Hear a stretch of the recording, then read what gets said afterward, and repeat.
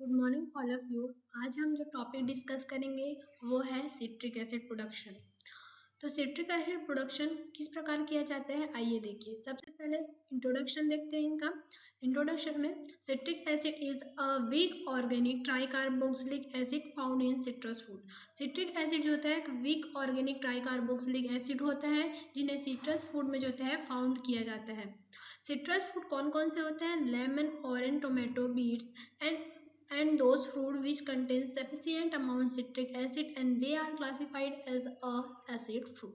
यानी कि ये फ्रूट जो होता है सफिशिएंट अमाउंट में सिट्रिक एसिड जो होते हैं इनमें प्रेजेंट होते हैं। और इसके बाद citric acid is produce by three method: fermentation, chemical synthesis and extraction from citrus fruit. Mainly जो होता है सिट्रिक एसिड प्रोडक्शन के लिए जो होता है फर्मेंटेशन मेथड ही यूज किया जाता है। इसके अलावा केमिकल सिंथेसिस या फिर सिट्रस फ्रूट से एक्सट्रैक्ट कर सकते हैं हम जो है सिट्रस एसिड को। इसका production of citric acid is an industrial process that use raw material like substrates, citric acids, growth promoting microorganism and enzyme। Citric acid production के लिए जो है यह एक इंडस्ट्रियल प्रोडक्शन होता है जिसके लिए जो है रॉ मटेरियल सबस्ट्रेट का यूज जो है किया जाता है। ग्रोथ प्रमोटिंग के लिए जो है माइक्रो ऑर्गेनिज्म एंजाइम भी यूज किया जाता है।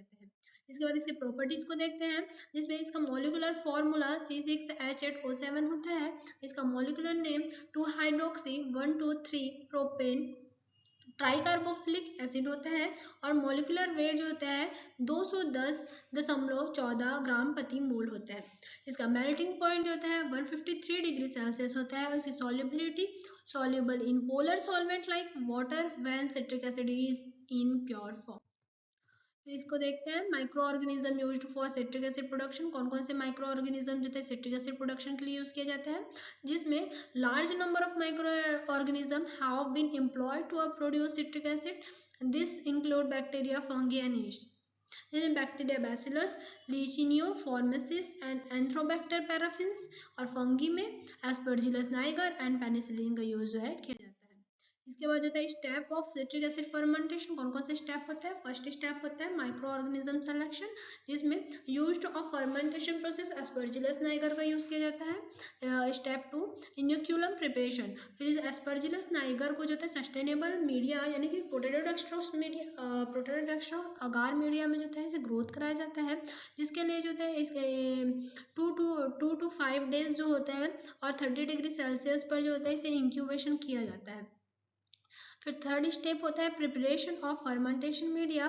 फर्मेंटेशन मीडिया को तैयार करने के लिए क्या कौन कौन से सोर्सेस या क्या क्या क्या इंग्रेडिएंट्स रिक्वायर्ड होते हैं, जिसमें कार्बन सोर्स होता है, molasses, starch, glucose, corn syrup और सुक्रोज यूज किया जाता है। और नाइट्रोजन सोर्स के लिए वेरी स्मॉल अमाउंट में जो होता है अमोनियम सॉल्ट एंड नाइट्रेट का यूज किया जाता है। मिनरल्स में KH2, PO4, MgSO4 और Fe3+ Mn2+ मिनरल्स यूज किए जाते हैं। इसमें पीएच एडजस्टर भी यूज किया जाता है जो कि 2.0 से 3.0 तक इसका पीएच होना चाहिए। स्टेप 4 होता है स्टरलाइजेशन जिसमें मीडिया को स्टरलाइज करने के लिए कंटामिनेशन फ्री करने के लिए ऑटोक्लेव किया जाता है 121 डिग्री सेल्सियस तो 20 से 30 मिनट तक। फिर इसका इनोक्यूलेशन होता है फिफ्थ स्टेप जिसमें इसमें fermentation the still fermentation media is cool to around 30 degree celsius the prepare aspergillus niger inoculum is added as particle।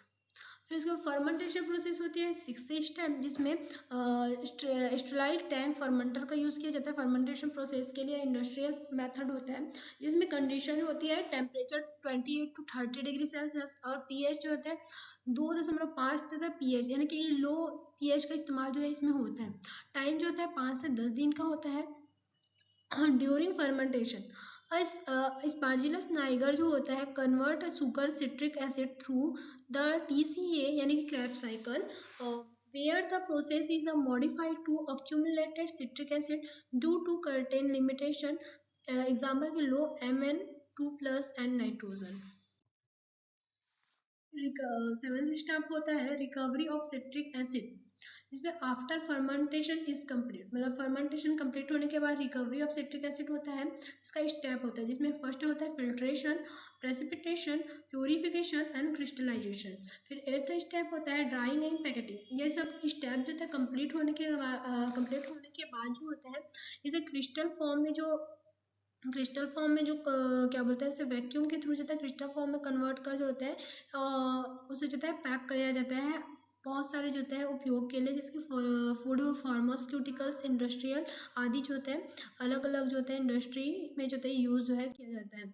इसमें इसका citric acid production by biological pathway, इसका बायोलॉजिकल पाथवे इस प्रकार होता है स्टेप बाय स्टेप।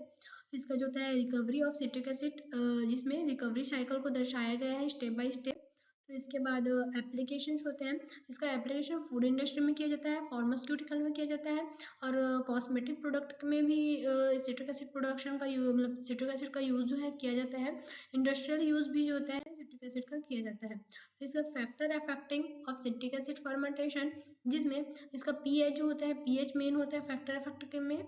फिर temperature, fermentation time भी होता है, time period, carbon source, nitrogen source भी होता है जिसके एक मतलब कि एक स्पेसिफिक अमाउंट में जो होता है प्रेजेंट होने पर जो होता है कोई सिट्रिक एसिड प्रोडक्शन होता है। फिर aeration, high oxygen supply essential for yield high, इस प्रकार हम जो है सिट्रिक एसिड प्रोडक्शन किस प्रकार किया जाता है और इसमें कौन कौन से माइक्रो ऑर्गेनिज्म इन्वॉल्व होते हैं, इसके एप्लीकेशन कौन कौन से होते हैं, इसको सिट्रिक एसिड प्रोडक्शन कौन कौन से फैक्टर अफेक्ट कर सकते हैं, इस प्रकार जो होते हैं हम देखते हैं। Thank you. फिर इसके माइक्रो ऑर्गेनिज्म।